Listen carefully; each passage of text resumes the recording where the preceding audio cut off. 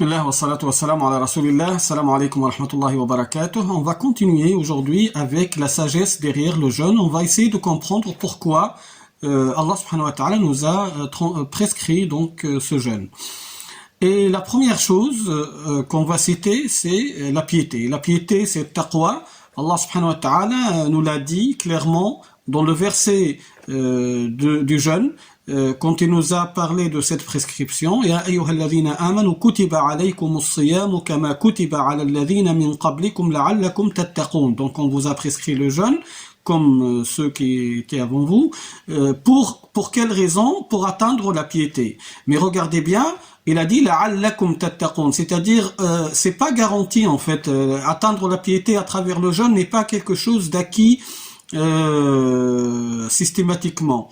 Le vrai jeûne mène forcément à la piété. Mais le problème, c'est dans le jeûneur. Est-ce que le jeûneur va jeûner un vrai jeûne, un jeûne authentique, ou bien il va jeûner un jeûne formel? Donc si il va jeûner un jeûne authentique, c'est-à-dire il va aller au fond du jeûne, il va comprendre le sens du jeûne, et il va pratiquer, et il va s'adapter à ce sens-là, il va certainement atteindre la piété. Si il va rester dans le jeûne formel, c'est-à-dire, comme on l'a expliqué avant dans des cours précédents, il va se contenter de ce jeûne de la journée, il va être dans l'esprit de la compensation du fardeau, comment se débarrasser du jeûne. Là, il ne peut pas atteindre la piété. Donc, le jeûne authentique, c'est-à-dire quoi? C'est-à-dire, le jeûne, c'est une protection. On se protège à travers le jeûne des péchés. On se protège à travers le jeûne des désobéissances. Le jeûne, il nous donne une ambiance favorable à la pratique de la religion pour plusieurs raisons qu'on va voir aujourd'hui. Et donc, si on arrive à comprendre cela, à le mettre en pratique, on va faire plus de bien pendant le jeûne, on va s'éloigner du mal, on va s'éloigner de tout ce qui est blâmable et on va faire tout ce qui est recommandé, tout ce qui est bénéfique, tout ce qui est bien, tout ce que Allah subhanahu wa ta'ala nous a demandé de faire, et bien sûr tout ce qu'il nous demande de faire, ce n'est que du bien. Et on va s'éloigner du mal, c'est-à-dire on va s'éloigner de tout ce que Allah subhanahu wa ta'ala nous a interdit de faire, et il nous a interdit que ce qui est mal, ce qui n'est pas bien. La piété, en vérité, c'est ça, c'est la foi, la foi qui est donc pratiquée, la foi qui mène à la pratique, la foi qui nous éloigne des péchés, qui nous éloigne de tout ce qui est blâmable. Donc si on arrive à vivre cette réalité-là pendant le jeûne, on a réussi notre donc jeûne, et on va être plus pieux, on va s'élever donc dans les degrés de la piété. Allah subhanahu wa ta'ala nous a donc prescrit le jeûne pour atteindre la piété. La piété, c'est l'obéissance. La piété, c'est de s'éloigner de la désobéissance. Ce climat favorable à la pratique religieuse se comprend par le point suivant, qui est le fait que Shaitan, pendant le mois de Ramadan, est enchaîné. Satan, non pas tous, mais les plus virulents, ceux qui font soufflent plus de mal, enfin, on va dire les grands parmi eux, ils vont être enchaînés, c'est-à-dire l'effet de Shaitan sur le croyant, sur le musulman n'est pas le même pendant le mois de Ramadan et en dehors du mois de Ramadan. Pendant le mois de Ramadan, il va être affaibli. Donc il ne va pas, le Shaitan, il ne va pas souffler le mal comme il le faisait en dehors du mois de Ramadan. Le prophète sallallahu alayhi wa sallam nous a dit que Shaitan circule dans le fils d'Adam comme circule le sang dans les veines. Et ça reste un secret de la création d'Allah subhanahu wa ta'ala. Comment le Shaitan il agit sur l'être humain. En fait, quelle est la relation entre le Shaitan et l'être humain?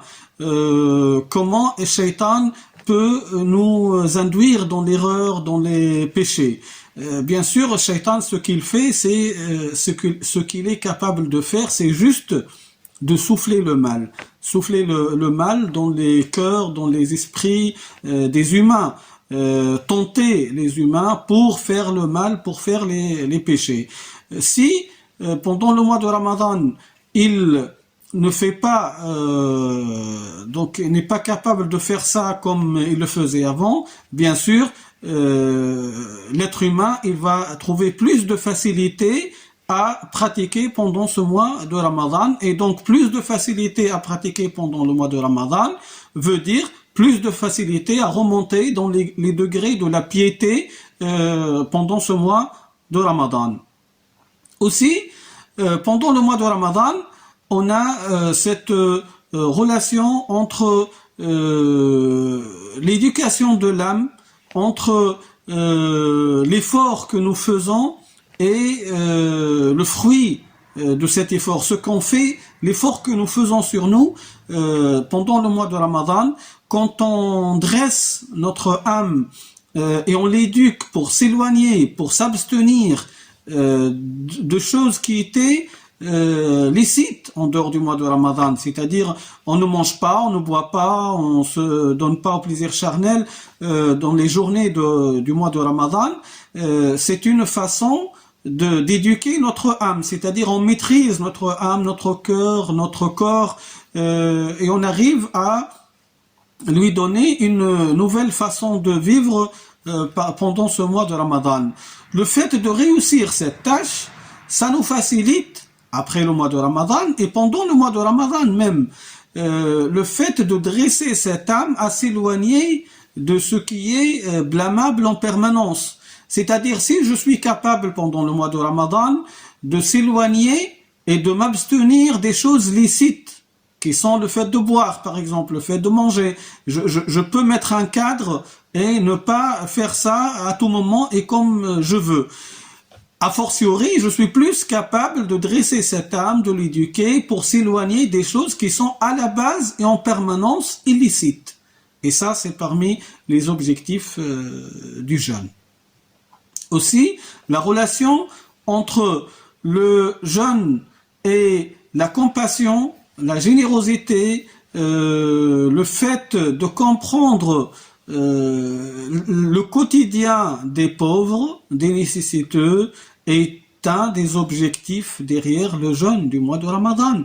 Quand on va vivre la faim, quand on va vivre la soif, quand on va vivre cette abstention et faire cet effort, on va comprendre l'effort des pauvres qui le font en permanence et toute l'année parce que ils vivent dans la misère, ils n'ont pas les moyens, ils ne sont pas capables de manger à satiété le long de l'année et nous, on est dans une situation privilégiée par rapport à notre vie quotidienne, donc on parle bien sûr de ceux qui sont riches, ceux qui ont les moyens, qui ne sont pas dans la pauvreté, ils ne peuvent comprendre la situation des pauvres que si ils vont vivre la même chose, ils vont vivre la même situation. Donc le mois de Ramadan nous permet de vivre cette situation donc d'abstention à travers l'abstention, et là ça nous rapproche de cette catégorie de personnes. C'est-à-dire là on va avoir tendance à les aider plus pendant le mois de Ramadan et en dehors du mois de Ramadan. On va les comprendre, on va pas être méchant avec eux, etc. Donc c'est une façon de rapprocher donc les ces différentes catégories de personnes. En fait, c'est en vue d'avoir cette cohésion sociale où le riche comprend le pauvre et pense au pauvre et donne au pauvre. Le pauvre, il respecte le riche parce que il l'a aidé, et ça fait partie de ces objectifs bénéfiques derrière le jeûne. Barakallahu fikum wa jazakumullahu khayran. Assalamu alaikum wa rahmatullahi wa barakatuh.